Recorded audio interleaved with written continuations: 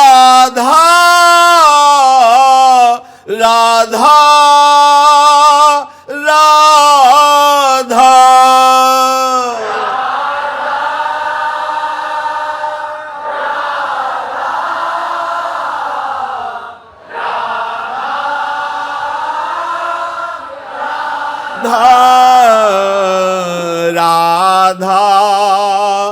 राधा राधा राधा राधा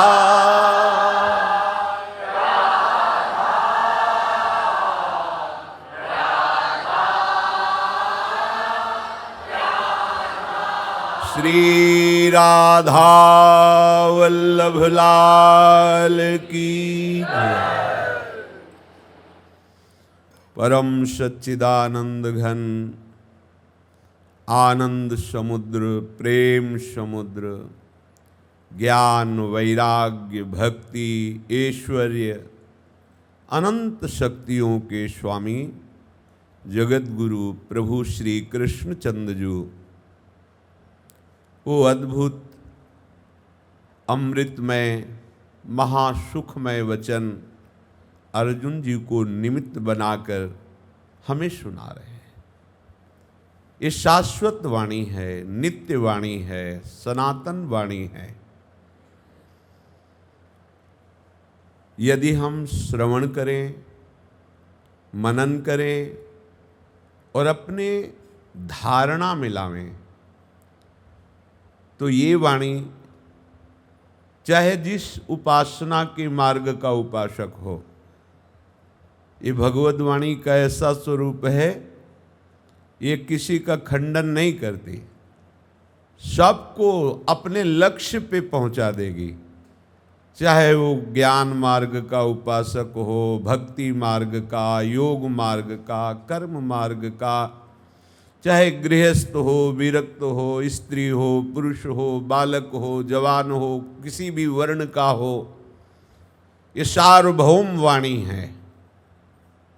सबका परम मंगल, सबका परम सुख प्रदान करने की सामर्थ्य इस वाणी में विराजमान है। अपने लोग अहोभाग्य है जो प्रभु ने हमें अवसर दिया श्रवण और कथन करने का। अब इस अहोभाग्य को महाभाग्य में परिणित करने का अवसर है। जो हम श्रवण कर रहे हैं उससे हम अपने जीवन में धरोहर के रूप में रखें, और जब जब हम पे प्रकृति का प्रहार हो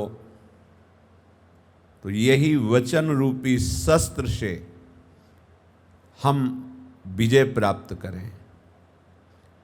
वचन रूपी कवच से हम अपने को सुरक्षित रखें, कोई भी द्वंद्व हमारे हृदय में विकार ना पैदा कर पावे। बहुत अमृतमयी वाणी। प्रभु ने पीछे वर्णन किया, जो भी कर्म करो मेरे को समर्पित कर दो, पर अध्यात्म चेतसा से।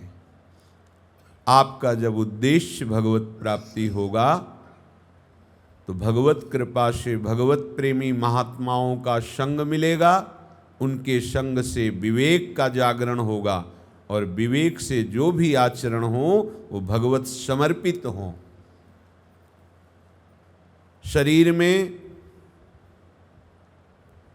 सेवा सामग्री में, किसी भी व्यक्ति वस्तु में आपकी किंचिन मात्र ममता नहीं होनी चाहिए। न किसी व्यक्ति, न किसी वस्तु, न किसी स्थिति की तुम्हारे अंदर आशा होनी चाहिए। अगर आप किसी की भी आशा करते हैं, किसी से भी ममता रखते हैं, तो आप विगत ज्वरा नहीं हो सकते। आपको जलना पड़ेगा, दुखी होना पड़ेगा। और ये भगवत वाणी आपको परम सुख में प्रतिष्ठित करती है।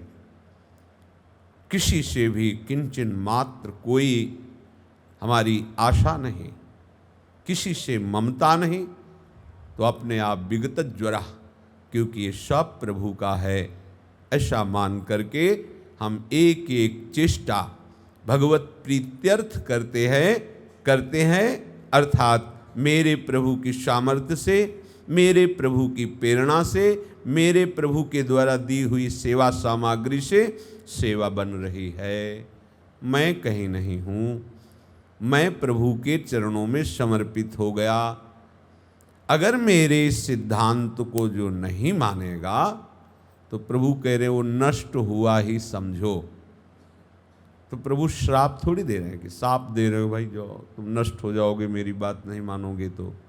नहीं, जब तुम प्रभु की बात नहीं मानोगे तो मनमुखी होकर के आचरण करोगे, तो मनमुखी आचरण देहाभिमान के द्वारा जो किया जाता है वही हमारा पतन है, वही हमारा नाश है। प्रभु कह रहे हैं कि यदि मेरी बात नहीं मानोगे तो ये प्रकृति बहुत बलवान है, ये जबरदस्ती तुमसे पराधीनता से ऐसे कर्म करवा लेगी। चाहे जितना तुम हठ करो, तुम्हारा हठ काम नहीं करेगा, तुम्हारी कसमें काम नहीं करेंगी कि आज से मैं गंगा कसम, जमुना कसम, गुरु की कसम, भगवान की कसम, ये सब हफ्ता 10 दिन महीना भर, फिर वो बलात् वही आचरण, बलात्, क्योंकि ये बहुत प्रकृति बलवान है।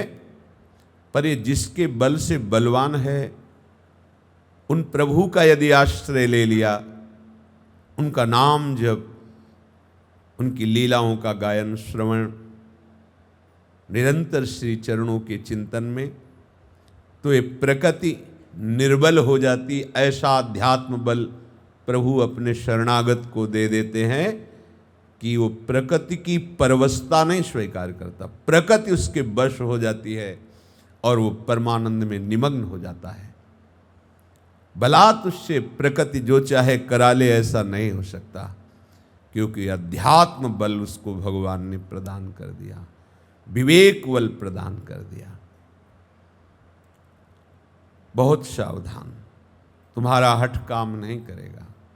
सूक्ष्मता से देखा जाए तो आपको लगेगा मैं परमार्थ में ही हूँ, अमुक अमुक अमुक अमुक अनुष्ठान कर रहा हूँ, पर उसमें आपका मन और अहम जीव कहते हैं सुरक्षित है, क्रियाओं का आश्रय प्रबल है, तो प्रकृति की परवशता ये अंततोगत्व आपका नाश करा देगी। और यदि हरि गुरु के अधीन हो, इस बंधन को स्वीकार कर लिया तो प्रकृति के बंधन से मुक्त हो जाओगे।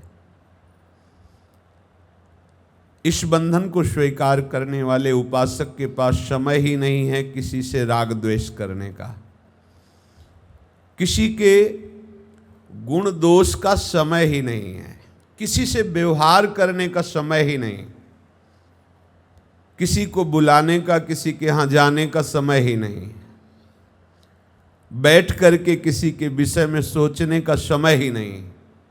और यही तो आदेश करते हैं प्रभु कि अनन्यश्चिन्तयन्तो माम, केवल मेरा।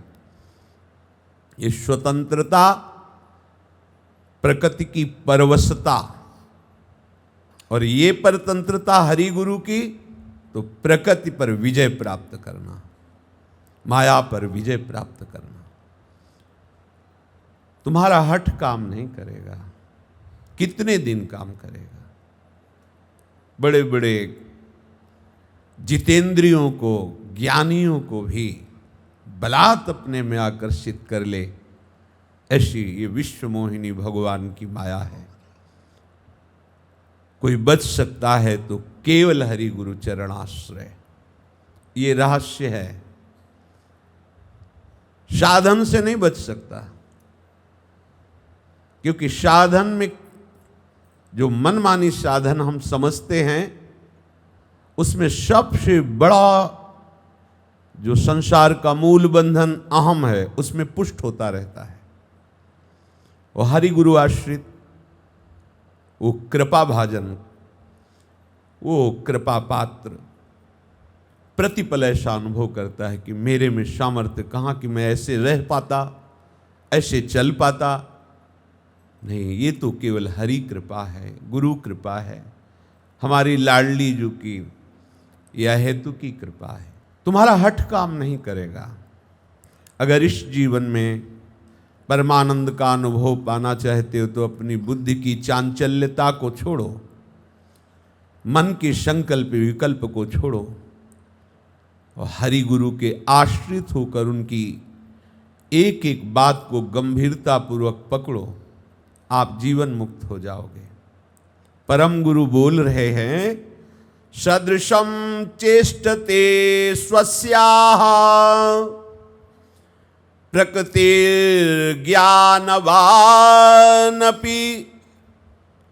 प्रकृतिं यान्ति भूतानि निग्रह किं करिष्यति।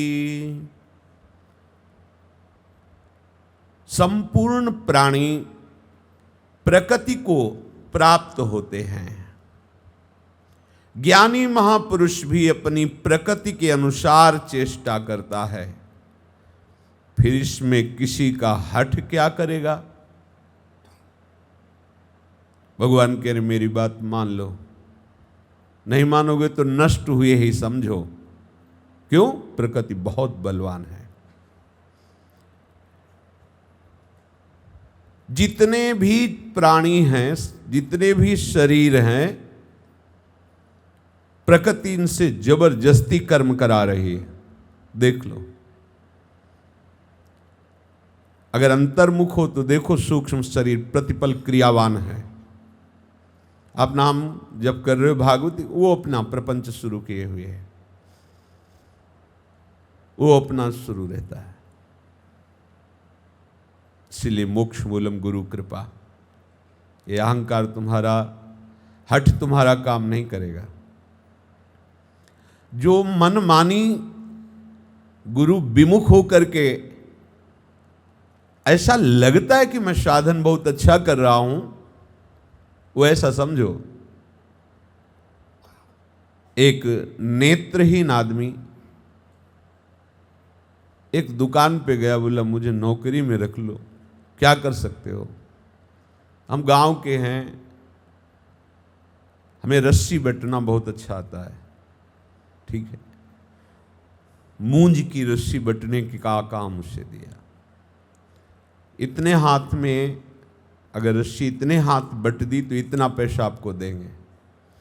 वो मूंज की रस्सी बड़ी मजबूत होती, बटता जाता, पीछे शक्लाता, पीछे एक भैंस का पड़ा आ गया और वो चबाना शुरू कर। वो भैंस का पड़ा चबाता, शाम तक बटा, आंखें थी नहीं। जब किया तो जितना हाथ में था उतना ही था, कुछ नहीं। ये भैंस का पड़ा कौन है? अहंकार। आंखें नहीं हैं, विवेक, क्योंकि ये संत कृपा से प्रकट होता है, गुरुदेव की कृपा से प्रकट होता है। तो तुम्हारा साधन अंधा बटे पड़ा चबाए। मोक्ष मूलम गुरु कृपा। परम गुरु हैं प्रभु, लाडली जो परम गुरु हैं। जितने भी कर्म किए जाते हैं उनमें सामने दो बातें होती हैं, या तो स्वभाव के परवश होकर कर्म करता है और या सिद्धांत के। स्वभाव दो प्रकार का होता है। जो स्वभाव के परवश कर्म करते हैं दो प्रकार का होता है, एक राग द्वेष सहित और एक राग द्वेष रहित स्वभाव।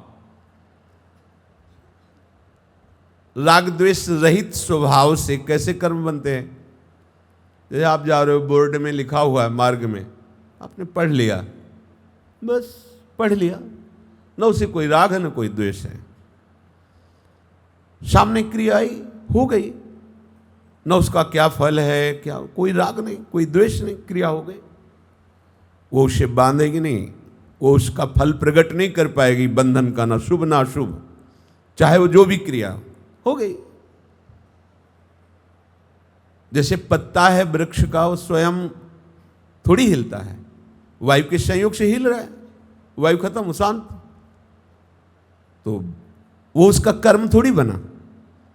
ऐसे जो राग द्वेष रहित भगवत भक्त हैं या ज्ञानी महापुरुष हैं, उनके शरीर से चेष्टाएं हो रही, कर्म नहीं, चेष्टा, संयोग वशात,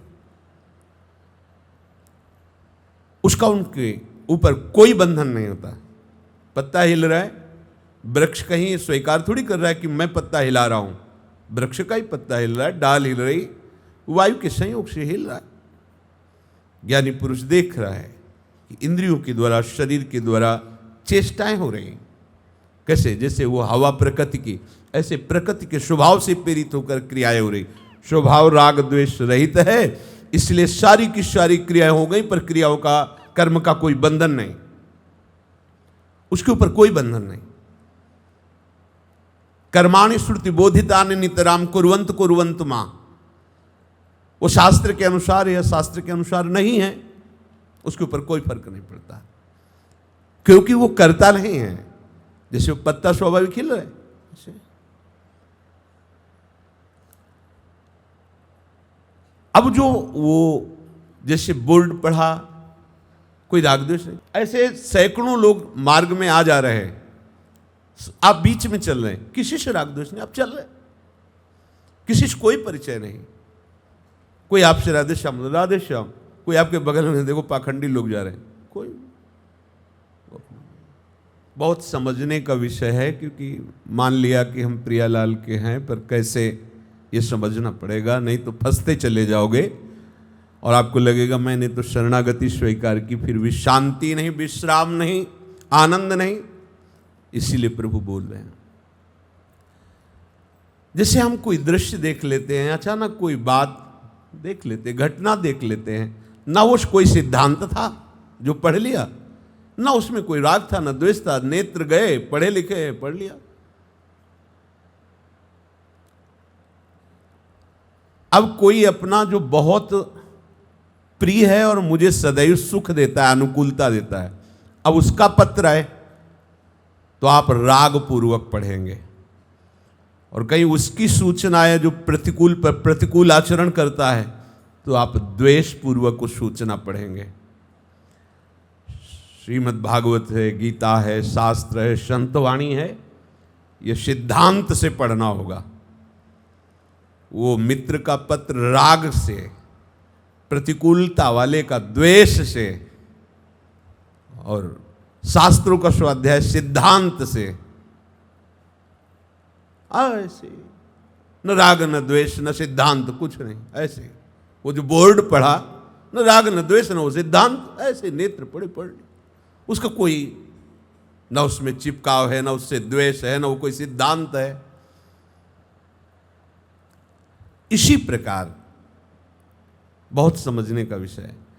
देखना, सुनना, सूंघना, स्पर्श करना, जितनी क्रियाएं हैं ये इन्हीं से प्रेरित होकर होती हैं, या तो राग से या द्वेष से, जो बंधन युक्त प्राणी हैं।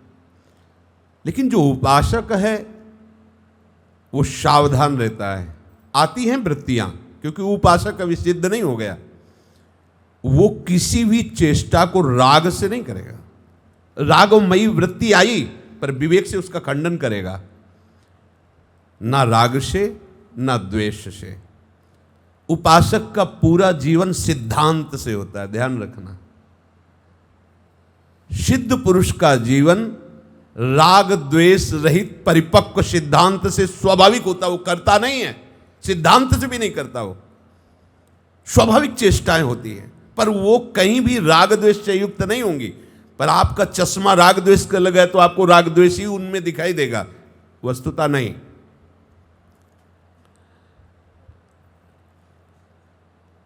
जो ज्ञानी महापुरुष हैं या पहुंचे हुए भक्त जन हैं, उनका अपने शरीर से ही कोई राग नहीं रहता, फिर शरीर की क्रियाओं से राग कैसे रह सकता है। अब ये वो चीज थोड़ी है कि वो राग रहित हो गए तो कोई नया पोस्टर निकल आएगा कि पढ़ो देखो, ये जब हो जाता है तब राग द्वेष रहित होते हैं। आपको वैसे ही दिखाई देगा। जैसे एक मास्टर बहुत ग्रेजुएट है, पर वो जब एक नए बच्चे को पढ़ाता है तो उसकी भूमिका पे आके पढ़ाता है। ऐसे ऐसे का बोलो का, जैसे उस बच्चे की समझ में आ जाए और बिल्कुल उसी की धरा पे आके बात करता है। और बच्चा क्या समझेगा कि मास्टर किस धरा का है? वो उसी धरा से बोल रहा है, वो उस धरा का नहीं है। वो तो बहुत पहले पढ़ाई पढ़ करके इतना ग्रेजुएट हो चुका है। ऐसे डंडी खींचो, ऐसे करो, ये ऐसे बनाओ, अब ये का। ऐसे ही बड़े बड़े ज्ञानी महापुरुष भी जहां जैसा संयोग होता है वैसी उनकी चेष्टा होती है, कर्म नहीं होता उनका। अब जैसे कभी अंग्रेजी पढ़ी नहीं, वो सिद्ध हुआ, बोले बड़े सिद्ध हो तो अंग्रेजी बोल के दिखाओ, रसियन भाषा पढ़ो तभी हम तुम्हारी सिद्धि में। ऐसा नहीं हो सकता कि वो रसियन भाषा पढ़ दे। बंगाली में बोलो, उर्दू में बोलो तो हम जाने तुम सिद्ध हो। सिद्ध का मतलब सर्व ज्ञान, भगवत स्वरूप, तो भगवान सब भाषाएं प्रकट के बोलो, नहीं होगा। बताओ हमारी मुट्ठी में क्या है तो हम सिद्ध माने। ये जैसे लोग वो जिस स्थान पर पैदा हुआ है वहां का जैसा वातावरण रहा है, सिद्धावस्था में वैसा ही व्यवहार उसको शरीर से होगा। अगर वो बंगाली भाषा बोलता है तो सिद्ध होने के बाद वो संस्कृत नहीं बोलेगा, बंगाली ही भाषा बोलेगा। प्रारंभ में अगर ये संस्कार रहा है तो सिद्धावस्था में भी ये दिखाई देगा। प्रारंभ में यदि गाली बोलने का स्वभाव रहा तो सिद्धावस्था में भी बोलेगा। तो आपको लगेगा सिद्ध हो के ऐसा कैसे? बीच सत्संग में रोक करके हुक्का मांगते थे श्री रामकृष्ण परमहंस जी। तो विवेकानंद जी ने एक बार प्रार्थना की, कभी कभी कहते थे गरम गरम पकौड़ा लाओ ऐसे। भगवान अगर एकांत में तो हंस देते थे रामकृष्ण परमहंस जी, और बोले जिस दिन ये ना मांगूं तो जान लेना शरीर उसी दिन छूट जाएगा। बड़े रहस्य होते महापुरुषों के जीवन में। ज्ञानी महापुरुष के अपने कहलाने वाले शरीर द्वारा स्वतः ही चेष्टाएं होती, वो करता नहीं। जो पत्ता हिल रहा है, डाल हिल रही, फूल गिर रहा है, फल निकल रहा है, पक रहा है, गिर रहा है, कहीं वृक्ष नहीं है। ये प्रकृति के द्वारा स्वाभाविक, पुराने पत्ते झड़ रहे, नए पत्ते लग रहे, पुष्प आ गए, फल आ गए, ये किसके? ये वृक्ष नहीं कर रहा, प्रकृति के द्वारा हो रहा। ऐसे ही इसकी सारी चेष्टाएं प्रकृति 3 गुणों से बनी, सतोगुण, रजोगुण, तमोगुण। जो इस प्रकृति के परवश हो रहा है वो बंधन युक्त है, और जो प्रकृति का दृष्टा है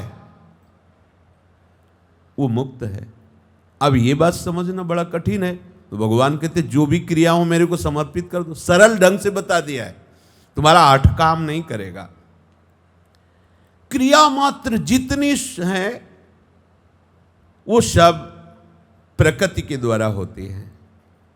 प्रकृति की रचना, ये शरीर, सूक्ष्म शरीर, स्वभाव तक कारण शरीर, ये प्रकृति के द्वारा रचा हुआ है।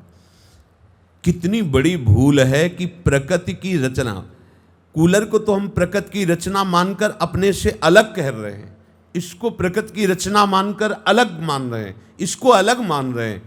लेकिन इस प्रकृति रचना को हम अपना स्वरूप मैं मान रहा हूं, यही अज्ञान है। चाहे जितना ज्ञान बघार लो, जब तक इससे बिल्कुल जैसे ये पदार्थ अलग दिखाई दे रहे हैं, ऐसे ही निर्मल अंतःकरण वाले ज्ञानी महात्मा को, भक्त महापुरुष को ये शरीर बिल्कुल ऐसे ही अलग। अब सत्संग हो रहा है, इसकी आवश्यकता है माइक की। अब आप इसे हटाओगे तो रोकेंगे, नहीं हमसे अलग है तो क्या? नहीं, इस समय प्रयोग हो रहा है इसका। ऐसे ही यहां तुम पीटने लगो तो बचाव पक्ष में आएगा, क्योंकि ज्ञानी और शरीर से अलग हो, तुम्हें क्या परेशानी? इसको इस तरह से नहीं समझा जाता, उसका राग नहीं इससे। पर चेष्ट, आप देखो बात करते हुए अचानक कोई पीछे काटे तो ये चेष्टा होगी, संकल्प विकल्प नहीं, ऐसे हो, ये चेष्टा स्वाभाविक हो गया, स्वाभाविक, वो कर नहीं रहा, स्वाभाविक हो रहा है। इसको मैं मानना बहुत बड़ा अज्ञान है और इसी में जी रहे हैं, इसी में जी रहे हैं। ये सबसे बड़ा बंधन है, मैं मानना। जैसे लोभी पुरुष हर समय सावधान रहता है कि कहीं एक पैसे का भी घाटा ना हो जाए, ऐसे साधक हर समय सावधान रहता है कहीं हम सिद्धांत के विरुद्ध आचरण न कर बैठे। सावधान साधक बहुत जल्दी पवित्र अंतःकरण वाला, पवित्र हृदय वाला हो जाता है। और जहां पवित्र हृदय हुआ तो उसे शरीर राग छोड़ना नहीं पड़ता, वो अलग दिखाई देता है। जैसे जल निर्मल हो, चंचलता रहित हो तो नीचे क्या है समझ में आ जाएगा ना, लेकिन गंदा हो, हिल रहा हो, चंचल हो तो नीचे क्या है हम उसकी तह को नहीं देख पाएंगे। ऐसे ही ये स्थूल शरीर, सूक्ष्म शरीर, कारण शरीर जिसमें अहंकार भर गया है, मैं पुरुष हूं, मेरा मन, मेरा स्वभाव ऐसा नहीं है, मैं ऐसा, मैं, ये मलिन है, बहुत हिल डुल रहा है, इसलिए आप भगवत स्वरूप का अनुभव नहीं कर पा रहे हैं। शांत मन, निर्मल मन, वहीं झलकने लगेगा परमात्मा स्वरूप। ये निर्मलता प्राप्त करने के लिए ही मल का त्याग करने की बात कही जाती है। ये मल है, ये शरीर की चेष्टाएं, जितने भी भोगों में सुख बुद्धि करके कर्म, ये सब मल है।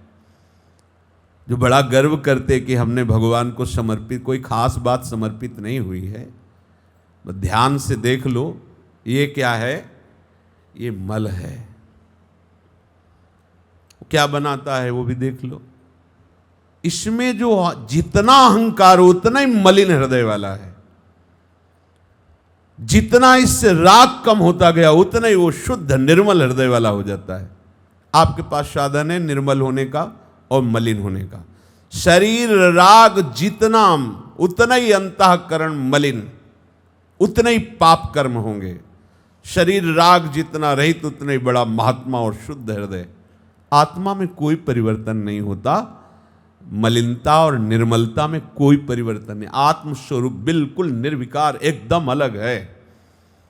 पर हमारी दृष्टि वहां तक, जो हमारा स्वरूप है वहां तक लौटने के लिए इस मल को छोड़ने की आवश्यकता है। स्वभाव में जिसके पदार्थों के प्रति राग है, ये अच्छी चीज है, ये अच्छी चीज, बड़ी कीमती चीज। अच्छा बोलो, स्वर्ण में यदि तुम्हारा राग ना हो तो माटी और स्वर्ण में क्या फर्क पड़ता है? क्या फर्क पड़ता है? एक पत्थर का डेला हो, एक सोने का थपिया हो, और उसका महत्व तो केवल आपके अंदर जानकारी में भर गया है कि तोलों में बिकता है, इतना महंगा है, और आपका भोगों में राग है इसलिए रुपया मिलेगा, भोग सामग्री मिलेगी, इसी बात का महत्व है। पहनेंगे तो चार लोग देखेंगे कि ये तो कई तोला का स्वर्ण है, तो लाखों का तो केवल जेवर पहने हुए, बस उसका महत्व क्या है? तुमने मान रखा है, प्रकृति में बनाए हुए महत्व को तुमने मान रखा है। नहीं, कोई भी किसी भी तरह का सुख नहीं उसमें। क्या सुख है स्वर्ण में? क्या सुख है? माना हुआ। ऐसी संपूर्ण भोगों में तुम्हारी मान्यता केवल है, केवल मान्यता है। अब ये बात समझ में नहीं आती, इतने सोना के लिए भाई भाई कत्ल कर देगा, 10-5 लाख की वस्तु के लिए जीवन दूसरों के। अरे देखो ना, एक जंजीर खींचा चैन, अब वो मोटरसाइकिल से जाके इससे पकड़ के खींचा, सामने वाला गिरा, जंजीर टूटी, नाक में लगा, वो मर रहा है, क्या कोई मतलब नहीं। वो कितने की होगी? 50-60 हजार की, 1 लाख की। उसका जीवन तुम्हें नहीं दिखाई दे रहा। इतना महत्व उस पे हो गया कि इतना भयंकर पाप कर रहे, हिंसा। ऐसी जितना राग शरीर में उतना ही बड़ा भारी पापी, पक्का समझ लो। मल ही मल।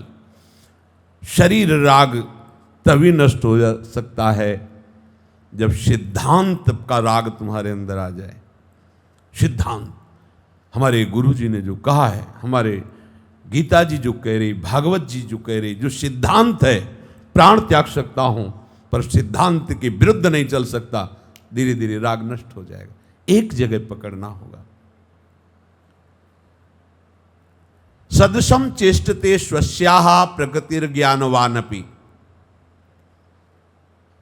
जो ज्ञानी महापुरुष का अंतःकरण होता है और राग द्वेष रहित होता है, उसकी सारी चेष्टाएं एक छोटे अबोध बालक की तरह, मतलब ऐसा नहीं कि वो अज्ञान की धरा में, पर बालक को जैसे कोई मतलब नहीं, मिट्टी के घोड़े अंधोई बना रहा है, खेल रहा है, बिगाड़ दिया, चल दे। गांव में हमने देखा, अपने लोगों को भी देखा था, बैलगाड़ी जा रही, घर से निकले, बैलगाड़ी खाली, दौड़ के चढ़ गए, आधा किलोमीटर तक बैठे गए, फिर वहां से उतर के वापस चले आए।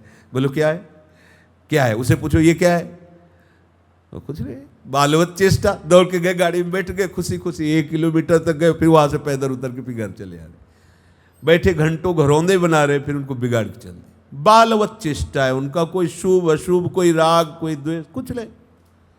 ऐसे जो भगवत भक्त होते हैं वो भगवत प्रेरित चेष्टाएं करते, उनमें उनका अहम नहीं होता है, दोनों मुक्त होते कर्म बंधन से, भगवत समर्पित। और वो ज्ञानी जो देख रहा है गुणानुगुण वर्तनते, बीच वाले सब पिट रहे हैं, न भक्त है न ज्ञानी है। बातें बनाने से माया पर विजय प्राप्त नहीं होती। कोई भी, जैसे कोई सिद्ध महापुरुष देखें, कई, अब एक ही परमात्मा को सिद्ध होते हैं ना, प्रभु तो एक ही होते हैं ना, लेकिन आप 1000 संत सिद्ध हुए विराजमान हो, देख लो, हजारों का अलग ही अलग अलग स्वभाव होगा, अलग अलग बर्ताव। तो कह रहे भगवान तुम्हारा हट क्या करेगा, जो जिस स्थान पर जन्मा है, जिस भाषा में उसका पालन पोषण हुआ है, वो उसी भाषा को बोलेगा। जैसे जैसे जैसे एक बड़े राजघराने के संत श्री स्वामी राघवाश्रम स्वामी जी थे, बड़े विरक्त थे, पर एक तौलिया, चश्मा, कपड़ा, बिछौना देखते ही बनता था, बिल्कुल वो जो तौलिया ना फ्रेश, ऐसे एकदम बिल्कुल फिट, चश्मा नियत स्थान पे, छड़ी, मतलब लगता था कि हाँ एकदम फिट, एकदम ऐसे। वो बड़े घरों, उनकी चेष्टा, क्योंकि बचपन से वो ऐसे परिवेश में रहे, हर काम उनका, जो भी काम एकदम। और जैसे एक गांव के किसान का बालक, तो आपको अलग ही नजर आएगा उसकी रहनी, वो सिद्ध है, पर उसी वो ऐसे ही, जो जिस भाषा में, जिस परिवेश में पलता है, वो सिद्ध होने पर भी वैसा ही परिवेश स्वभाव उसके जीवन में रहता है। किसी का हट क्या करेगा, जब सिद्ध महापुरुषों को प्रकृति ने जो स्वभाव, वो उसी से बर्ताव होता है, पर अहम नहीं होता है, इसलिए कोई बंधन नहीं, कोई शुभ नहीं, कोई अशुभ नहीं। ये जीवन यात्रा की गाड़ी है। अब जैसे कोई गाड़ी है, उसकी क्षमता है 1 घंटे में 100 किलोमीटर चलना, अब इससे ज़्यादा आप नहीं बढ़ा सकते। आप सोचो कि हम 150 की रफ्तार से चले तो नहीं चल पाओगे, इंजन बदलवाना पड़ता है, उसकी क्षमता बढ़ानी पड़ती है। अगर उसकी क्षमता नहीं बढ़ाई तो वो है उतना ही है, उतना ही चल पाएगा। अब हमारा जो इंजन है वो 3 गुणों की क्षमता में है, बस इसके आगे नहीं चल सकता।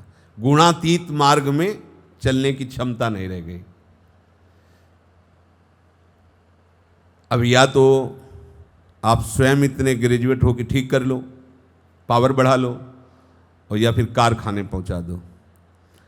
साधु महात्मा इस इंजन को ठीक करने के मैकेनिक हैं, और उनका सत्संग कारखाना है।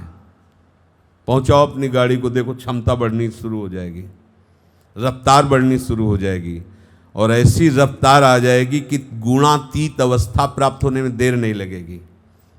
नाम, रूप, लीला, धाम, भक्तों के चरित्र और भगवत सेवा, ये गुणातीत है, ये गुणातीत। आप राधा बोल रहे हो ना, इस समय गुणातीत हो। आप सत्संग में बैठे हो, गुणातीत हो। आप धाम के चिंतन में गुणातीत हो। लाडली लाल के लीला गायन में हो, गुणातीत, उस वर्तमान में गुणातीत हो। जैसे आप गा रहे हो चतुरासी जी तन्मय हो, आप गुणातीत हो, आप कालातीत हो, मायातीत हो। उतने समय तक गुणों के द्वारा प्रेरित होकर जो क्रियाएं हो रही हैं, आप उस समय उनमें नहीं हो। आप सिद्धांत के अनुसार चल रहे हो, और सिद्धांत गुणातीत है, ये समझना। अब गाड़ी की क्षमता बढ़ गई, अब वो गुणों की खाइयों में रुकने वाली नहीं है, फिसलने वाली नहीं है। ऐसी ब्रेक है कि जहां लगा दो वहीं खड़ी हो जाएगी। विवेक रूपी ब्रेक। देखा गुणों की सलिल में हमारी फिसलन हो, तत्काल रुका विवेक के। जिसकी बुद्धि में गुरुजनों के प्रति महत्व बुद्धि नहीं, शास्त्र के वचनों पे महत्व बुद्धि नहीं, वो निश्चित जड़ता में महत्व बुद्धि रखने वाला होता है। जड़ता, भोग, विषय सामग्री, राग द्वेष, इस पर महत्व रखने वाला होता है। ऐसा मनुष्य चारों वेदों को कंठस्थ कर ले, 18 पुराणों को कंठस्थ कर ले, फिर भी उसका पतन अवश्यंभावी है। जिनकी बुद्धि गुरुजनों के वचनों पर महत्व नहीं रखती, शास्त्र आज्ञा पर महत्व नहीं, ध्यान देना, शास्त्र आज्ञा का पालन करना और शास्त्र को कंठस्थ करना अलग क्षेत्र है। वो कितना भी बड़ा विद्वान क्यों न हो, चाहे वेद उसको कंठस्थ हो, पुराण कंठस्थ हो, उसका पतन अवश्यंभावी है। यह असत्य नहीं है, प्रत्यक्ष में देखा गया। एक मिले थे जिनको रामायण कंठस्थ थी, भागवत कंठस्थ थी, व्याकरण पढ़े थे, बहुत संस्कृत के, पर जब वो खुद अपने आचरण एकांत में बताए तो आश्चर्य हुआ कि अच्छा ऐसा। बोले दिन में उपदेश करते थे, रात में मोबाइल देखते, क्या क्या आचरण। तब लगा कि हाँ, अगर भजन नहीं है, भगवत भक्तों का संग नहीं, वो महापुरुषों के वचनों का पालन नहीं, तो ये ज्ञान जो शास्त्र याद कर लिए हो, ये तुम्हें सम्मान दिलाएंगे, तुम्हारा नाश कराएंगे। परंतु जिसकी बुद्धि में गुरु वाक्यों का महत्व है, मेरे गुरुदेव ने ऐसा बोला, शास्त्र वाक्यों का महत्व है, उसकी बुद्धि में जड़ता के प्रति राग नहीं होता। शरीर के भोग, शरीर संबंधी, इनका राग नहीं होता। वो विद्वान ना भी हो, पढ़ा लिखा ना भी हो, तो उसको भगवत प्राप्ति अवश्यंभावी है। समझो सिद्धांत को, सूत्रों को समझो। जिसका उद्देश्य भोगों को भोगना और भोग संग्रह करना है, वो कभी भी नाटक कर सकता है भजन का, लेकिन कभी भी भजन नहीं कर सकता। वो प्रभु को प्राप्त नहीं कर सकता। उसके समस्त भाव, विचार, कर्म उसको भागवतिक उन्नति में बाधा पहुंचाकर गिराते रहेंगे। अतः उपासक को चाहिए कि अपना उद्देश्य भगवत प्राप्ति है, तो हमारे प्रत्येक आचरण सिद्धांत से होने चाहिए। देखो, प्रकृति का प्रवाह आपको बहाए लिए जा रहा है, इसे कोई रोक नहीं सकता, इसका मोड़ दिया जा सकता है। कर्म का प्रवाह आपको बहाए लिया जा रहा है, जन्म जन्मांतर से बहते चले जा रहे हैं। अब इसको मोड़ने का समय, इसे रोक नहीं सकते आप, कर्म प्रवाह को रोक नहीं सकते। तुम्हारा हठ क्या करेगा, चाहे तुम ज्ञानी हो चाहे अज्ञानी हो, स्वभाव परवश हो, क्रियाएं हो रही, उसका मोड़। जैसे नदी बहुत वेग से जा रही, आप उसे रोक नहीं सकते, लेकिन आप नहर तो निकाल सकते हो, आप उसको मोड़ तो सकते हो, रोक नहीं सकते हो, मोड़ तो सकते हो। दो नहर इधर से निकाली, उसका प्रवाह कम हो, उसको मोड़ सकते हो। ऐसे ही उपासक को अब ये कर्म प्रवाह से मोड़ लेना है। भगवान का मत और श्रेष्ठ सिद्ध महापुरुषों का आचरण, ये दोनों मिलने चाहिए। ध्यान देना, भगवान का मत और महापुरुष के आचरण। महापुरुष की बात यहां नहीं कह रहे, आचरण। बात भगवान की, आचरण महापुरुष के। अब दोनों में किसी को पकड़ लो, एक ही बात है, बहुत सूक्ष्म बात कर रहे हैं। साधक को प्रकृति के परवश कर्म प्रवाह से बचने का उपाय भगवान का मत, या जो मत वर्णन किया वो आचरण जिसमें दिखाई दे। अगर आचरण नहीं है तो मत भगवान का, भगवान का मत, और वही महापुरुष जो भगवान के मत से चलकर सिद्ध हुआ है, वो आचरण, उनके संग से आपको बहुत जल्दी इस कर्म प्रवाह से निकलने का अवसर मिल जाएगा। देखो मोड़ दिया आप लोगों ने, वाणी का वेग आ रहा है तो हम वाणी जी में लगा रहे, नाम कीर्तन में लगा, शरीर का वेग है सेवा में लगा रहे, जो भी चेष्टाएं वो भगवद अर्पित कर, मोड़ कर दिया, उसको मोड़ दिया। जो प्रकृति का ऐसा आकर्षण की कर्म प्रवाह लिए चला जा रहा है, कहीं विश्राम नहीं, कहीं अंत नहीं दिखाई दे रहा, उसको मोड़ कर दिया प्रभु की तरह, अब दिखाई दिया, लक्ष्य हो गए प्रभु, अब विश्राम मिल जाएगा। ज्ञानी महापुरुष भी जब व्यवहार करता है तो वो अपने स्वभाव के अनुसार करता है, भगवान कह रहे हैं, कारण कि बिना स्वभाव के कोई चेष्टा हो नहीं सकती। अब वो भगवत प्राप्त हो गया है, लेकिन जैसे स्वभाव वाला रहा है वैसे ही।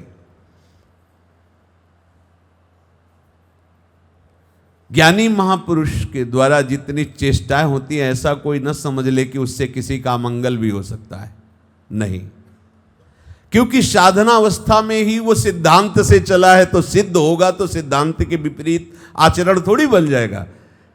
अब तो उसका स्वभाव हो गया है सिद्धांत, उसका स्वभाव, वो चलता नहीं सिद्धांत से, अब स्वभाव हो गया सिद्धांत, उसके आचरण में देख लो पूरा सिद्धांत ही सिद्धांत होगा। इसलिए कुछ भी करना, जानना, पाना, उसका कभी शेष नहीं रह जाता। जो भगवत प्राप्ति का उद्देश्य करके भगवत प्राप्त महात्माओं के संग में अपने जीवन को, तो कोई कह सकता है जो वृंदावन वास करता है वही संग करते हैं, लेकिन जो दूर हैं तो उनकी जो उपासना दी गई है, मंत्र दिया गया है, नाम दिया गया है, आप उसमें निरंतर रत हो तो रात दिन तुम उनका संग कर रहे हो। इंद्रियस्येन्द्रियस्यार्थे राग द्वेषौ व्यवस्थितौ तयोर्नवसमागच्छेतौ ह्रस्य परिपंथिनौ, लुटेरे। इसलिए कहा गया है कि भजन करना कठिन, करके बचाना कठिन, और बचा के उसे पचाना कठिन, और ये तीनों बातें सदगुरु कृपा से सहज में हो जाती है। इंद्री के अर्थ में, अर्थात प्रत्येक इंद्री के प्रत्येक विषय में राग द्वेष छुपा हुआ है, ये अनुकूल ये प्रतिकूल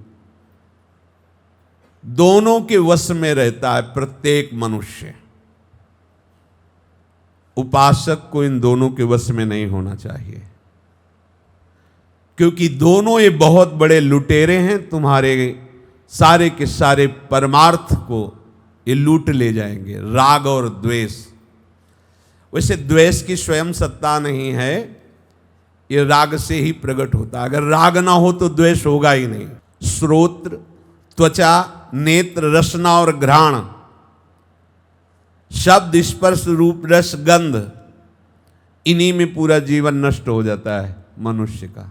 ध्यान दीजिए, इनमें कुछ अनुकूल कुछ प्रतिकूल, किसी से राग किसी से द्वेष।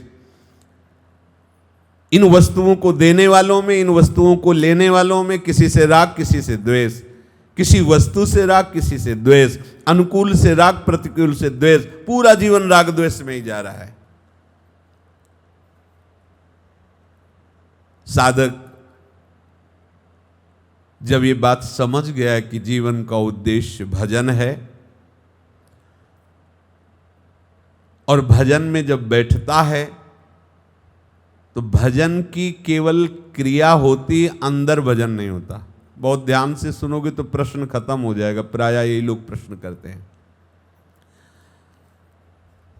भगवान आदेश करते हैं कि तयोर्नवशमागच्छेत, प्रत्येक इंद्रिय में राग द्वेष छुपा हुआ है, उसके विषय में, उसके व्यवहार में उपासक कभी उसके वशीभूत ना हो। जब वो उद्देश्य बना लिया भगवत प्राप्ति और भजन शुरू करता है, तो उसके हृदय में संसार की जितनी भी बुरी से बुरी बातें हुई हैं, देखा है, सुना है, सोचा है, अभी तक वो सब सुरक्षित है, एक भी डिलीट नहीं हुई, एक भी नष्ट नहीं हुई थी।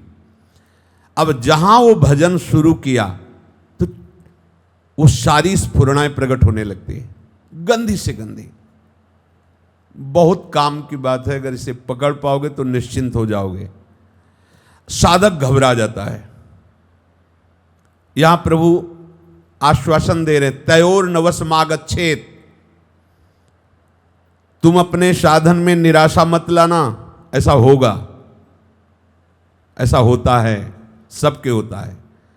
ये गंदी गंदी बातें, ये विषय की स्फुरणाएं, ये तुम्हारे हृदय में बहुत जोर से प्रकट होंगी। आपको लगेगा इतना तो गंदा पहले नहीं था मैं, जितना अब गंदा। तिलक लगाए, कंठी लगाए, भगवत भेष धारण की, इतनी गंदी बात मन में आ रही।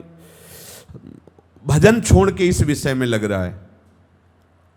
देखो, ये स्फुरणाएं आई नहीं हैं, ये स्फुरणाएं उत्पन्न नहीं हुई हैं,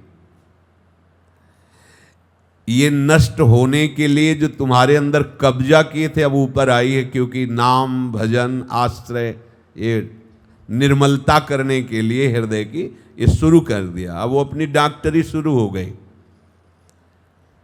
देखो,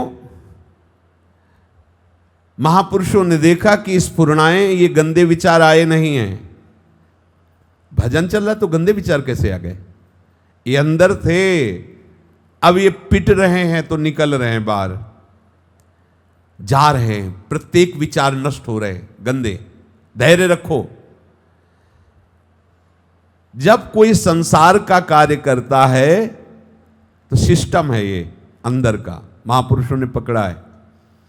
वो अंदर पकड़ता, जो दृश्य देखा, जो शब्द सुना, जो क्रियाएं की, जो भोग भोगे। आप देखना, भोग भोगने के समय दूसरी बात नहीं आएगी, क्योंकि वहां उस समय निकल नहीं रहा गलत संस्कार संग्रह किया जा रहा है। जैसे सीसीटीवी है, अब वो तो ऐसे केवल लगी तुम्हें दिखाई दे रही, 24 घंटे का क्या, महीनों का उसमें सब जमा है। जब तक डिलीट नहीं करोगे, या जो सिस्टम वो जमा है ना, पक्का ये सब सीसीटीवी की तरह हैं। उसे तुम्हें ये नहीं करना पड़ेगा कि फोटो लेना है, वो सब आ रहा है। ऐसे ही स्वाभाविक सिस्टम है। देख रहे हो, सुन रहे हो, भोग रहे हो, वो सब जमा हो रहा है तुम्हारे पास, सब। और ये एक छोटी सी चिप है मन, इसमें हजारों जन्म नहीं, करोड़ों जन्मों का पूरा प्रोग्राम है, पूरा प्रोग्राम, और सब गलत है। अब पूरा डिलीट होना है। अब एक ही संबंध से करोड़ों बार वो क्रियाएं हुई हैं, एक ही प्रोग्राम की। मान लो काम, तो करोड़ों बार काम चेष्टाएं हुई हैं, और काम चेष्टाएं वैसी ही हुई हैं। अब वो जब एक बार डिलीट हुआ कि चलो मान गए, लेकिन दूसरे दिन फिर भजन में बैठे, फिर वही। घबराओ नहीं, वो जो कल हुआ था वो तो डिलीट हो गया है। अब वही प्रोग्राम करोड़ों बार हुआ है तो वो डिलीट होगा करोड़ों बार। राधा राधा राधा राधा राधा, आपको लग रहा है ये तो कल भी देखा था, परसों भी देखा था, नरसों भी सालों से देख रहे हैं, वही स्फुरण हो रहा है। बहुत पुराना माल जमा है।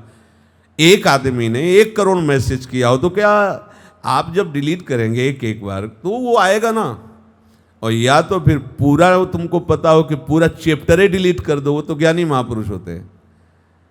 क्या चैप्टर डिलीट होता है? संबंध ही खत्म, कोई मतलब नहीं। अब परमानंद पर पहुंचा वहीं जाता है, इसी से पहुंच। एक ऐसा भी होता है ना कि सब पूरे एक बार में डिलीट, ये इसमें है, पर वो बात बहुत मुश्किल से। एक साथ दोनों काम होते हैं, तत्काल डिलीट और नया प्रोग्राम भर दिया जाता है। खाली रहेगा तो फिर भर देगा वो मन, ऐसा चलता है। एक ब्लूटूथ सिस्टम होता है, तुम अपना मोबाइल खोलो, वो अपना खोले, और जो चाहो भेज दो। ऐसे ही सदगुरु कृपाल हो जाए, अपने हृदय का चैप्टर खोल दें, और तुम्हारे हृदय के चैप्टर को डिलीट करके तुम अपना हृदय खोल दो उनके सामने, वो अपने हृदय की वस्तु दे दे, खत्म। पर इसके लिए समय लगता है। आरत अधिकारी जब पावें गूढ़ो तत्व न साधु दुरा। ये ऐसा नहीं, ये लो, ऐसे नहीं। वो स्वयं जब इस कोटि का हो जाता है, मन वचन कर्म से पूर्ण अधीनता, तो वही वस्तु प्रकाशित हो गई जो गुरुदेव के हृदय में चल रही है। संसार का जब कोई कार्य करता है तो ऐसी गंदी स्फुरणाएं नहीं होती। देख लो, हम गिना रहे हैं आपको। जब आप भोजन पा रहे हो तब कोई और चैप्टर चले तो बताना, जब आप भोग में हो किसी विषय के तब आप बताना, जब आप फिल्म देख रहे हो तब आप बताना, यार मित्रों से हंस कूद रहे हो फिर बताना हमें नहीं, क्योंकि उस समय निकल नहीं रहा, सब संग्रह हो रहा है। पर जहां भजन में बैठो तहां ये प्रपंच शुरू, क्योंकि अब संग्रह नहीं होगा, उनका नाश होगा उन वृत्तियों का। अब उपासक घबरा जाता है, ये गंदी गंदी बातें कहां से आ रही। जब भजन में बैठता है तो वो स्फुरणाएं बाहर निकलने के लिए व्याकुल हो जाती, क्योंकि ताप पैदा करता है भजन। अब साधक को अच्छी से अच्छी या बुरी से बुरी स्फुरणाओं में बिल्कुल घबराना नहीं चाहिए। उस समय सावधानी पूर्वक तटस्थ रहना चाहिए, न राग न द्वेष। और ये बात जब स्वीकार कर लोगे कि ये निकल रही तो आपको आनंद आएगा, गई ये भी गई ये भी गई। और जब आपको लगता है ये आई तब परेशान, भला भजन करते हुए एक गंदी बात कैसे आ सकती है। तो फिर क्या हुआ, अंदर सामग्री जो थी वो निकल रही है। गेट में यदि बैठे हो तो आने वाला भी दिखेगा, जाने वाला। अब ये आने वाले लोग नहीं हैं, ये जाने वाले लोग हैं। हमारे घर को जो गंदा कर रहे थे इनको नाम भगवान निकाल रहे हैं। किसी भी अंदर की बात कह रहे हैं, पदार्थ व्यक्ति विषय आदि में बिल्कुल राग न करना न द्वेष करना। तुम्हारे सामने 10 वर्ष पहले जो आपके साथ बुरा किया है वो आएगा सामने, अब आपको जलन हो, राधा राधा। अभी तक मरा नहीं, 10 वर्ष हो गए, इतना कष्ट दिया इसका, सारे पैर नहीं टूटा भी इसका। ऐसे संकल्प विकल्प देख लो, वैष्णव अपराध किया फिर भी हंस के घूम रहा है। अब कुछ तो होना, समलो, देखो देखो। ये इस समय जो तुम संग्रह कर रहे हो बहुत भारी पड़ेगा, क्योंकि नाम जब चल रहा है और तुम संग्रह कर रहे हो बहुत कठिन पड़ेगा मिटाना। ये सब संग्रह हुए बिना नाम के, तो नाम मिटा दे। नाम जब करते समय कोई अंदर सामग्री ना आने पावे नामी के नाम रूप के सिवा, या तो उनके भक्त का चिंतन या प्रभु के रूप का, या नाम का ही चिंतन, नाम का ही श्रवण, नाम का ही मनन, वो अंदर की पूरी बातें निकालेगा पूरे जीवन तक। अब बाबा जी भी बन गए तो बचपन की याद आ रही है। कभी मोह नहीं सताया, अब मोह लग रहा है कि यार भैया से बात कर लें क्या, उनसे मिलने। भैया के साले बहुत दिन हो गए, उनसे बात समझो, अंदर की पूरी सामग्री जो जो। अब आपको लगेगा यार 50 वर्ष से तो हम किसी से मिले नहीं, फिर क्यों आ रहा है। ये वो 50 वर्ष पहला संस्कार जो है वो अब निकल रहा है। अगर साधक सावधान बोले यार पता लगाओ, उनसे उनका नंबर लो, उनसे उनका नंबर लो, लाओ बात करे, वो नया संस्कार फिर फिट। ध्यान रखना, अंदर की भजन के समय में आई हुई किसी भी स्फुरणा से हमारा कोई ताल्लुक संबंध नहीं होना चाहिए, अच्छी हो या बुरी। ये बिल्कुल ऐसा कार्य है जो आपके अंतःकरण को बहुत शीघ्र निर्मल कर देगा। अब उपासक यहां सावधान नहीं रह पाता, तो जब आप उसमें राग कर लिए या द्वेष कर लिए तो वो तो वहीं रुक गए और नए और संस्कार बनने लगे, उसके अनुसार आप सोचने लगे ना। खो गए किसी विषय चिंतन में या किसी के द्वेष चिंतन में, वो सब इकट्ठा हो रहा है।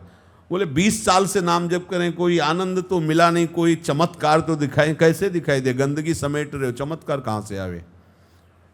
चुपचाप निकलने दीजिए, बहुत लंबा है हिसाब, करोड़ों जन्मों का, इसलिए घबराना नहीं, ये सब नष्ट हो जाएगा, सब नष्ट हो जाएगा। उपासक कभी कभी सेवा के बहाने से प्रपंच में फंस जाता है। ध्यानपूर्वक सुनिएगा, सेवा बड़े सौभाग्य से प्राप्त होती है, पर सेवा वर्तमान की प्राप्त वस्तु और व्यवस्था से होनी चाहिए। बहुत ध्यान से सुनेगा, क्योंकि अपने लोग सेवा प्रधान जीवन है। हम श्री जी की परिचर्या में हैं, सब नाम वाणी का आश्रय लिए हुए। अपने लिए तो कुछ चाहिए नहीं, पर प्रभु के लिए भी कुछ नहीं चाहिए। वर्तमान में हमारे सामने जो सामग्री उपस्थित है उससे हम सेवा करेंगे, कल भी यही सामग्री हो ऐसी आकांक्षा नहीं करेंगे। पक्का समझ लीजिए, बहुत ध्यान से समझ लीजिए तो बहुत आनंदित रहेंगे। आपके पास जो वस्तु सामग्री है श्री जी के लिए सेवा के लिए पर्याप्त है। हमारी श्री जी का भोग पीछे एक मिश्री का एक टोरा लगता था, इतना 24 घंटे में एक बार। कोई पोशाक नहीं, कोई सामग्री नहीं, खूब राजी थी श्री जी। श्री जी क्या स्वीकार करती जानते हो? भाव। अगर भाव नहीं है तो वस्तु कितनी भी महंगी हो उसका कोई महत्व नहीं, और भाव है ना तो 2 पत्ते ऐसे रख दिए, ऐसे 2 फूल रख दिए, हमारी लाडली जी बहुत प्रसन्न हो जाएंगे। अगर वर्तमान में भेजा है 56 भोग विविध व्यवस्था, तो हम उसे आपकी सेवा में, लेकिन कल 56 भोग लगे ऐसी हम व्यवस्था के लिए सोचे नहीं। बिल्कुल ध्यानपूर्वक सुनना, क्योंकि जब आप पदार्थों पर प्रधान बुद्धि रख लेंगे तो धन की आवश्यकता होगी। धन की चाह होने पर धनियों की चाटुकारिता होने लगेगी। अगर ये व्यक्ति महीने में 50,000 देता है और रूठ गया, किसी दूसरे के पास जाने लगा, तो हमारी तो सेवा ही रुक जाएगी।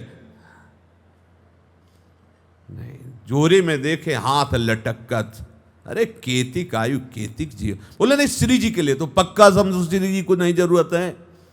उनको जरूरत होगी तो तुम धक्का मार के गेट के बाहर करोगे तो फेंक के चला जाएगा, ध्यान रखना। और अगर कहीं आप उसका आदर करने लगे, देने वाले का, बैरागी अनुरागी भक्तों के सिद्धांत में देने वाले का आदर नहीं है, ध्यान रखना। कोई देने वाला बैठा हो और सोच रहा हो कि जब यहां आदर ही नहीं मिलेगा तो देना क्या है, तो आप समझ लो पोस्टमैन का कोई भी आदर नहीं होता। दस्तखत करवाओ और जो लाए हो वो दो, सीधे जाओ यहां से। होता है ना, ऐसा तो नहीं कहा आओ जी आओ, बिस्तर बिछा के और चाय पानी नाश्ता, और आप कैसे हो, हाँ लो, ऐसा नहीं होता। वो सिर्फ पोस्टमैन है, पोस्ट किया मेरी श्री जी ने, मेरी श्री जी ने पोस्ट किया है कि जाओ ये ऐसे। अब अगर आप उससे कहोगे अभी हमारे पास टाइम नहीं, तो हाथ जोड़ के कहेगा हमें दूसरों के पास भी जाना है, आप ले लीजिए। पोस्टमैन क्या करेगा, हमारा समय क्यों बर्बाद करवाओगे दोबारा, वो कहेगा ले लो ले लो, बस वो पोस्टमैन है। श्री जी ने पास कर दिया है कि ये वस्तु राधा के कुंज में जानी है, तो तुम ना कहोगे तो धर के भाग जाएगा वो। और अगर आपने प्रयास किया कि अगर ये भगत पट जाए तो हरि गुरु का जो बनाया हुआ हमारा दिनचर्या बढ़िया चलेगा, तो ये तो चलेगा ही नहीं, पक्का समझो, तुम्हारे उपाय से नहीं चलेगा, और तुम अपने परमार्थ से भ्रष्ट हो जाओगे और दुखी हो जाओगे। देख ले, अपने को बिल्कुल ऐसे रहना है। अपने को मतलब जो श्री जी के जन हैं, जो भक्ति मार्ग में, वो सब अपने ही है, समझना है। हमारे पास वर्तमान में जो व्यवस्था भेज दी है, सेवा की विस्तार का कोई अंत नहीं है, सेवा सामग्री की चाह का कोई अंत नहीं है, और चाह की पूर्ति करने वाले धन का कोई अंत नहीं। ध्यान रखना, कभी अंत नहीं। इसी जीवन में देखा है, इतना हो जाए तो बढ़िया चलेगा, उतना हो गया तो इतना बढ़ गया, अब इतना होगा तब चलेगा, उतना हो गया तो और बढ़ गया। ये है क्या, सुरसा की तरह मुंह फैलता चला जा रहा है। बहुत सावधान। हमारे पास अमुक वस्तु वर्तमान में, यहां वर्तमान का आनंद है। आज गोपाल रास रस, आजति राजत दम, अभी वर्तमान का आनंद ले रहे हैं। आजू बन राजत जुगल, आजू अभी लीला चल, अभी का मैं आनंद लेना है। हमारे पास आज श्री जी की सेवा सौंज ये आई है, उसको सेवा में लगा रहे हैं। कल ये आए और ऐसे ही सेवा हो जाए, ऐसी चाह मत करना। ये उनकी जिम्मेवारी, भरण पोषण करना, करें या ना करें। इसके लिए हमें प्रार्थना नहीं करनी कि ये चल रहा है चलता रहे, नहीं, बिल्कुल ठप हो जाए। हमारा जीवन आपकी इच्छा के लिए, हमारी इच्छा के लिए नहीं। जोई जोई प्यारो करे, ये लिख लो सब अपने दिमाग में। चतुरासी जी की पहली पंक्ति तुम्हें हर जगह बचा लेगी। जोई जोई प्यारो करे सोई मोहि भावे। आज 4 रोटी दाल की व्यवस्था है तो भोग लगा दी, और कल नहीं है तो हाथ जोड़ के बैठ गए और भोग का पद गा दिया, बस आचमन करा दिया। क्योंकि आपने दिया नहीं तो आप भाव पाते हैं, हमारे पास भाव दे दिया। अब आपने पेड़ा दिया तो पेड़ा का भोग, सेव संतरा दिया उसका भोग, नहीं है तो हमारे पास वो तो है ही जो आपने दिया है। भाव, भावोत्सवेन भजताम, भाव। जो इस भाव में सेवा करता है कि मैं बहुत बड़ा सेवक हूं और ये सब देखें कि मैं कैसे चलाता हूं, तो क्या बात है। जिस दिन से आपने जिम्मेवारी ली साहब परफेक्ट। थोड़ी भी मान की चाह, बहुत सूक्ष्म है, बड़ाई की चाह, वास्तव में सेवा नहीं हुई, उस क्रिया का भोग कर रहे हो तो अभी, और जब अपमान होगा तो उसका भोग भी होगा, तुम्हें दुखी होना पड़ेगा, रोगे। जब व्यवस्था भंग होगी तब रोगे, डिप्रेशन में चले जाओगे। बस ये समझना है, ये घर फूंक तमाशा है। बाबा, गिरी या भक्त या ज्ञानी या उपासक जो भी कहो, बस होश में इसको समझना। इस खेल को नहीं समझे तो फंस जाओगे। है तो जय श्री राधे, नहीं है तो 2 बार जय जय श्री राधे, जय जय श्री राधे। हम आपसे नहीं कहेंगे कि भेज दो, क्यों? अब भूखे रहेंगे तन का, ये इनका भार है, हमारा भार थोड़ी है। भार सब सौंप दिया, अब हमारा कोई इस पर नहीं, हमें कब पानी मिले कब भोजन मिले, ये आपकी चिंता का विषय, मेरी चिंता का विषय आप हो, मेरे चिंतन का विषय आप समझ लो। उपासना जो सेवा को अपने अहम पुष्टता के लिए करते हो, भगवत सेवा नहीं होती। कि ऐसा ऐसा ऐसा लोग कहें कि क्या यार, बस बदल गया, चैप्टर बदल गया। वही हो रहा है पर चैप्टर बदल गया। प्रयाज होगा, चाहे वो गाना हो, चाहे नृत्य करना हो, चाहे कोई सामग्री समर्पित करना हो या कोई श्रृंगार कर, केवल श्री जी के लिए कर रहे हैं। उसमें अपना भोग नहीं होना चाहिए कि 4 लोग कहें फूल बंगला आपने बनाया, हाँ क्या बात है, मतलब यार गजब। अब उसका भोग हो रहा है, वो सेवा नहीं बन रही। ध्यान रखना, ये बहुत सूक्ष्म। सीधे भगवत प्राप्ति है सेवा से, सीधे स्वामी को अधीन करने की बात है सेवा। ये सेवा कोई साधारण बात नहीं, सीधे स्वामी। हाँ, ये बात भगवान ने आज तक किसी से नहीं कही जो सेवक से कही। प्रति उपकार करऊं का तोरा, सन्मुख होई न सकत मन मोरा। सुन सुत तो ही उरिन मैं नाही। ओहो, ये सेवा धर्म सबसे, पर सेवक सुख चाह मान भिखारी, मतलब गलत है। सेवक हो के सुख चाहता है, अपनी मान बढ़ाई का अपने नहीं। समझना यार, मैं कुछ कर सकता हूं, मैंने ये किया और मैं ऐसा करूंगा, इस सेवक में नहीं होता। आपने वो बहुत बढ़िया फूल बंगला बनाया, हाँ श्री जी ने जैसा बनवा लिया था। कल आप ऐसा बना सकते हैं, देखो श्री जी कैसा बनवाते हैं। आपने कल बहुत बढ़िया गाया था, हाँ वो श्री जी ने गवा दिया। आप ये कल गा सकते हैं, श्री जी जैसा गाए। नहीं आप प्रयास नहीं, हमारे प्रयास में तो कुछ नहीं है, अब वो श्री जी जैसा गवा। ध्यान रखना,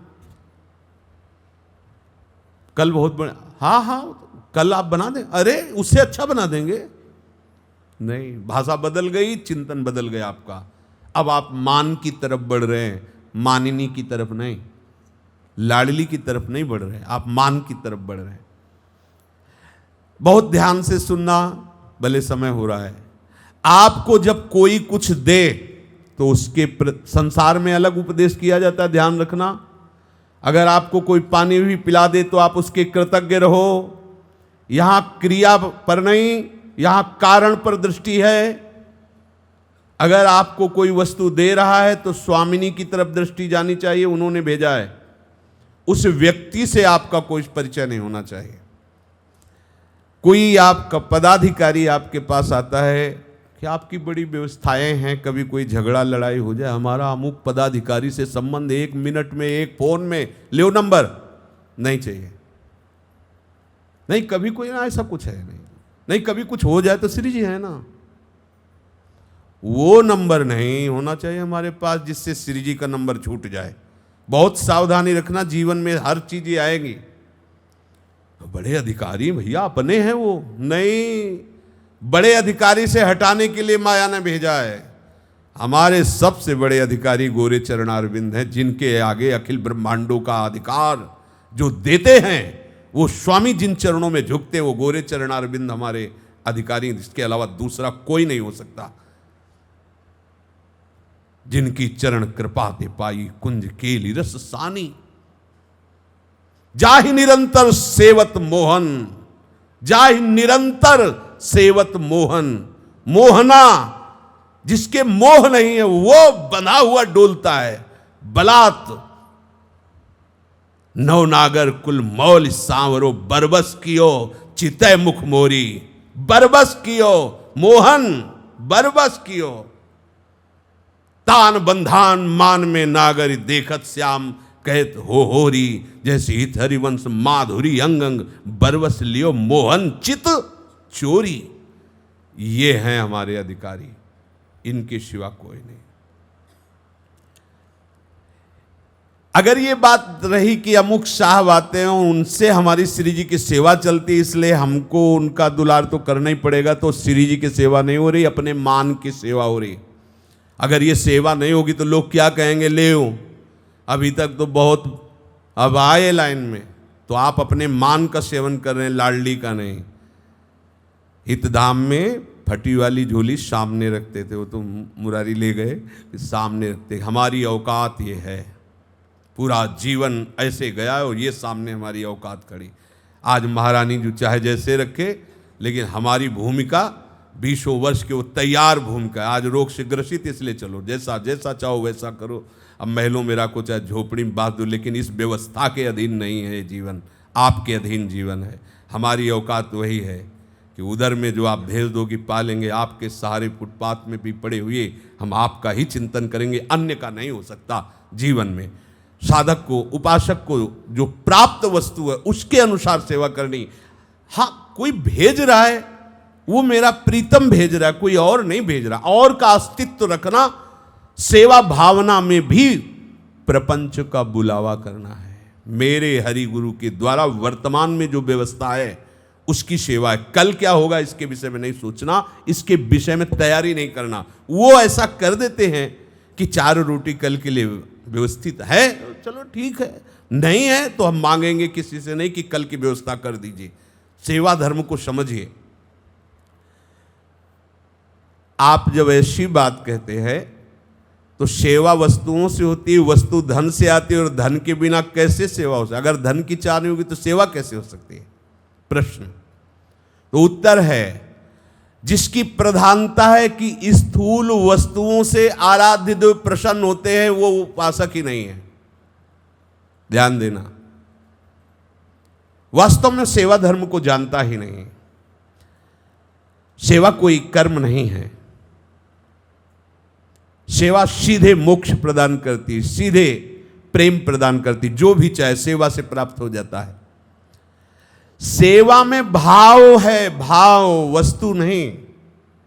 वस्तु का मतलब, आप देखो, अगर 5 प्रकार के पदार्थ समर्पित करते हैं तो पूरे के पूरे वापस आते हैं प्रसादी होके, पर उसमें श्री जी ने पाया आपका भाव, जो आपने भाव किए। श्री जी चिदानंद बपू हैं। ये पार्थिव शरीर को अन्नादि पदार्थ चाहिए, श्री जी प्रेममयी हैं, चिदानंदमयी, वो भाव का आहार करते हैं। जो आपने पदार्थ रखे उनमें जो जो आपका भाव है उसको श्री जी ने ग्रहण किया। अगर भाव नहीं तो भोग ही नहीं लगा, भाव नहीं तो ये स्वीकार ही नहीं। भाव है तो सब बात है। समझ लो, कहीं भी श्रीमद राधा सुधा निधि में या श्रीमद चतुरासी जी में पदार्थों के भोग की बात नहीं कही गई। भावोत्सवेन भजताम, भोग प्रभु योग भरी थार धरी कृष्ण पे, मुदित भुजदंडवर चमर ढारो। योग भोग किसका? मेरी लाडली, मेरी प्राण प्यारी, और भाव में भर करके पत्रम पुष्पम फलम, जो वर्तमान में है वो आप तो पाओ। हलवा और लाडली जी के सामने धरो चिरौरी, छोटी छोटी नहीं आती। अगर हलवा है तो हलवा लगाओ, अगर वास्तविक आपके पास वही दाने केवल है, उतने में राजी है, बेईमानी नहीं चलेगी। आपकी अलग रसोई और श्री जी की, जैसे दुकानों में जाओ ना तो पूछते हैं कि पूजा के लिए चाहिए क्या? बोले हाँ, तो छटी हुई सुपारी रखी, छटे हुए नारियल जिसमें एक बूंद पानी नहीं, सूखा एकदम खत्म, वो पूजा वाले हैं। मतलब इतने घटिया पदार्थ सर्वलोक महेश्वर के लिए वो रखे हैं। अच्छा, आपको लेना है सुपारी, आपको लेना है या पूजा वाली? पूछे पूजा वाली, तो जितनी छठी रखी है ना वो पूजा वाली रखी है। यार क्या तरीका है, अच्छे से अच्छे पदार्थ प्रभु को पवाले की भावना कर लिए ना। तो इस कपड़ा भी, पूजा का कपड़ा वो अलग होता है, पूजा का कपड़ा न पहनने में न ओढ़ने में। कैसे लोगों की भावनाएं हैं। हमारे पास वर्तमान में जो है तो सोने का हार, सोने का छत्र जो है, नहीं है तो एक पत्ता लगा दो, ऐसे राजी हमारे प्रभु। कल ऐसी व्यवस्था होनी चाहिए, ये हमारे अंदर नहीं होना चाहिए। अगर ये भाव रहेगा तो कह रहे ये परिपंथिनों तुम्हारे परमार्थ मार्ग को लूट लेंगे। हमें सदैव सिद्धांत में चलना है। सेवा के बहाने कहीं प्रपंच को न स्वीकार कर लिया जाए। कभी किसी के आगे ऐसे नहीं करना है, ध्यान रखना। और जो सेवा दे उससे कभी हमें प्रियता नहीं दिखानी, ये भी ध्यान रखना। नहीं, अगर हम सबसे ऐसा करते हैं तो उससे भी ऐसा कर लेंगे। ऐसा नहीं कि उसने सेवा दी है तो हम उसको विशेष, नहीं, ये सिद्धांत ध्यान रखना, नहीं फंस जाओगे। कोई भी शरीर आज है कि नहीं, कि इसका क्या भरोसा। सिद्धांत जीवन भर रहता है, क्योंकि ये व्यवहार में उतरने पर अगर सिद्धांत साथ न रहा तो फंसा लेता है। कोई कुछ भी, कितना भी तुम्हें प्यार करे, कभी उसे अपना मत मानना। अगर कोई प्यार कर रहा है तो मेरी लाडली जो प्यार कर रही है इसलिए ये बाहर से दिखाई दे रहा है, नहीं तो कौन मुझ जैसे अधम को प्यार करता। ये मेरी तो लाडली जी का प्यार, नहीं तो था तो। गोस्वामी जी के सामने जब अकबर बादशाह ने पाग उतार के रखी तो भक्त अपने ही भाव में चला जाता, वो आंसू निकलने लगे। तो उनके जो जन थे पास में, उन्होंने देखा। जब अकबर चला गया तो पूछा कि ये आंसू कैसे निकले? मतलब बादशाह प्रणाम कर रहा है, इस बात के आनंद के अश्रु थे क्या? नहीं, ये वही तुलसी है जो दरवाजों पे खड़ा होता था तो धक्का मार के भगा दिया था, या भागा है पैदा होते ही मां को खा गया। जो दासी सेवा की उसका भी पिता ने ही त्याग कर दिया, पिता ने त्याग कर दिया था। कोई दरवाजे, गोस्वामी तुलसीदास जी जब दरवाजे पे खड़ा हो जाता तो मतलब वो खुद अपने कह रहे हैं कि मुझे धक्का मार के हटा दिया जाता कि अब भागा है खड़ा रहेगा, कोई अमंगल हो जाएगा। कोई भोजन नहीं देता था। आज जब मैं राम का हूं तो बादशाह ताज उतार के रख रहा है। ये वही तुलसी है जिसको कोई, तो किसका प्यार है उसमें? प्रत्येक व्यक्ति के द्वारा जो प्यार मिलता है मेरे आराध्य देव का है। अगर वो मुझे प्यार न करते तो कोई मुझे प्यार न करता, मैं इस योग्य था ही नहीं। देखा गया। अब हर संत अपने जीवन को देखता है कि तो केवल इनकी कृपा से, कहीं भी किसी का एहसान नहीं जीवन में। ये बात संसार में नहीं पचेगी। संसार में तो माना जाता है कि एहसान मानो ना, या नहीं, केवल अपने परम कारण प्रभु को बस। अगर किसी व्यक्ति में फंसे तो आपका पूरा जीवन जो किया कराया वो सब परिपंथिनों, ये लुटेरे हैं। कौन? राग और द्वेष। किसी व्यक्ति में फंसना, किसी पदार्थ में फंसना, राग। लाडली जो भेज रहे उससे काम चलाओ, नहीं भेज रहे राधा राधा राधा राधा, भूखे सो जाएंगे। जब तक जिंदा रहेंगे आपके हैं, जब मरे तो आपके पास पहुंच जाएंगे। हमें क्या परवाह। और आज तक कोई ऐसी शिकायत करने वाला नहीं मिला कि इन्होंने विश्वास किसी का तोड़ा हो, किसी का, ऐसा नहीं। बहुत प्यार करने वाले प्रभु। तो सेवा धर्म में भी सावधानी रहे, नहीं उपासना और व्यापार में फिर कोई अंतर नहीं होता। सेवा होती तत्सुख भाव से।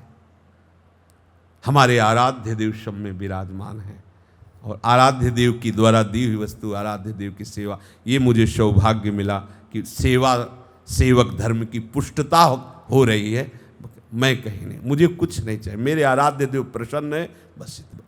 हर बात को समझना है, हमें आंतरिक भाव से समझना है। सेवा का बहाना लेकर भी हमारा पतन माया कर सकती है, इसलिए सावधान रहना। प्राप्त वस्तु वर्तमान में जो है उसी को बिना बेईमानी किए सेवा में लगा देना, यही हमारी सेवा है।